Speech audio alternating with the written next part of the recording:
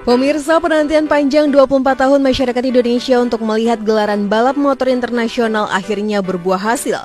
Sirkuit yang baru saja diresmikan ini menjadi sorotan dunia belakangan terakhir karena kemewahan dan kecanggihannya, tidak kalah dari sirkuit Sepang Malaysia. Dengan status sebagai jalan raya pertama yang menggelar balapan internasional, pemberitaan sirkuit Mandalika sangatlah luar biasa. Bahkan bisa dibandingkan dengan sirkuit Sepang Malaysia sebagai salah satu sirkuit terbaik di Asia Tenggara. Berikut ini Tofas telah merangkum perbandingan sirkuit Mandalika dan Sepang Malaysia hanya untuk Anda.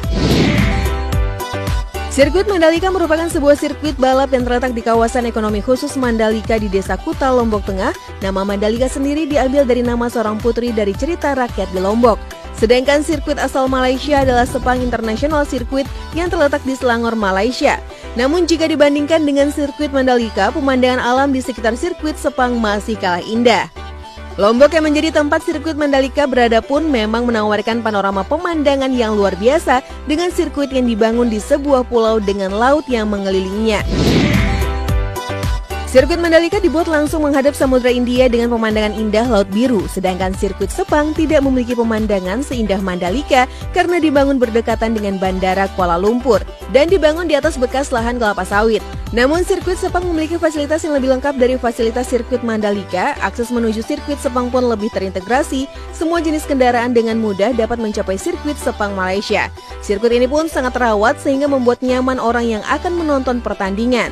Di dalam kompleks sirkuit pun terdapat hotel, pusat perbelanjaan, lapangan golf, dan fasilitas olahraga yang lainnya. Sedangkan di sirkuit Mandalika juga terdapat terowongan, pusat kontrol, pusat kesehatan, dan area pendaratan helikopter. Tidak hanya berbicara fasilitas, developer pengembang sirkuit Mandalika secara khusus mendatangkan aspal dari Inggris untuk lapisan trek sirkuit Mandalika. Pada proses pembuatannya, sirkuit Mandalika menggunakan aspal teknologi terbaru, yaitu Stone Mastic Aspal dengan kualitas terbaik. Pagar pembatas sirkuit pun menggunakan pagar pembatas yang menggunakan angin dari Jerman.